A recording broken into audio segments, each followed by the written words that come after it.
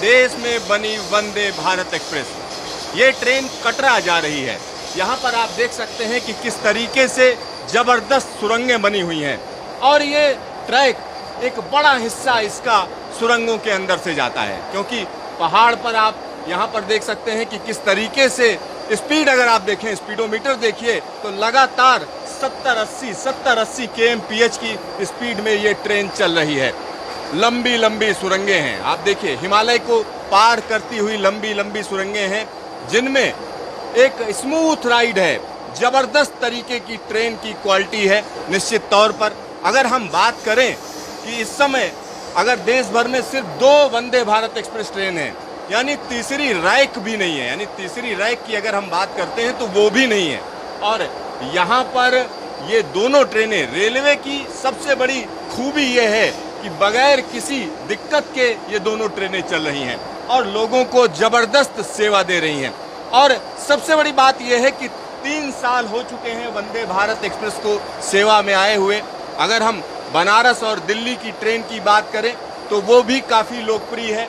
और दिल्ली से कटरा के बीच में जो ट्रेन चल रही है, जिसके ड्राइवर केबिन के अंदर मैं मौजूद हूं, अगर हम उसकी बात करें तो इसकी भी लोकप्रियता देखते ही बनती है। तमाम लोग इसकी तारीफ करते हैं, चाहे वो इसका सीटिंग अरेंजमेंट हो या ट्रेन के चलने की जो स्पीड है या तरीका है, या हम कह सकते हैं जो राइड है वो काफ़ी स्मूथ है।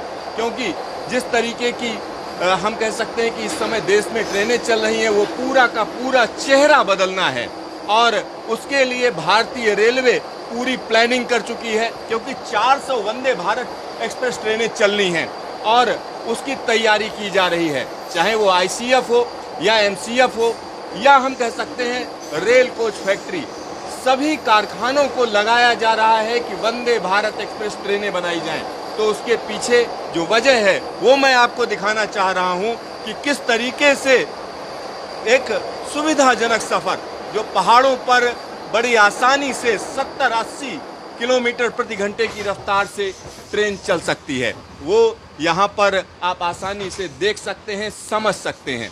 और इस ट्रेन को लेकर तमाम बातें कही गई, हर तरीके की चीज़ें हुई, लेकिन उसके बावजूद इस ट्रेन ने कामयाबी के पांव चूमे हैं। और एक और चीज़ मैं आपको बताना चाहूँगा, आने वाले दिनों में जो ट्रेनें बनने जा रही हैं वो कहीं ना कहीं सिटिंग की बजाय स्लीपर क्लास होंगी।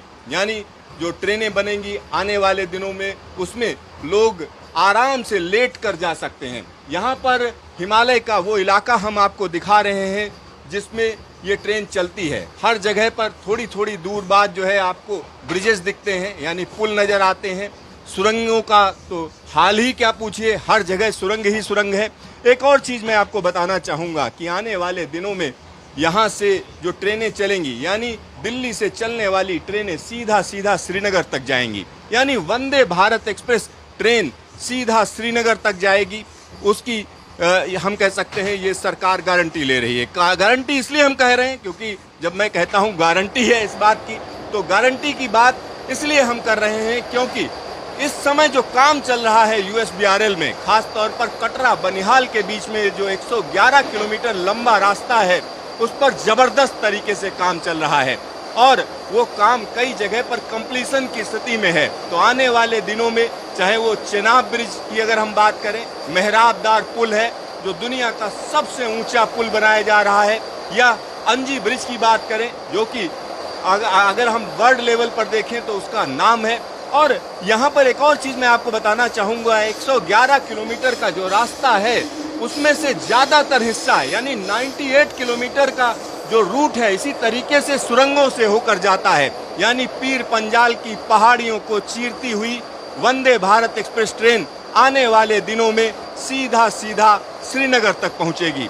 और ये बात बड़ी मजबूती के साथ कही जा सकती है और इसके लिए टारगेट भी सेट कर दिया गया है, यानी 2023 तक इस रूट को पूरी तरीके से पूरा कर लिया जाएगा।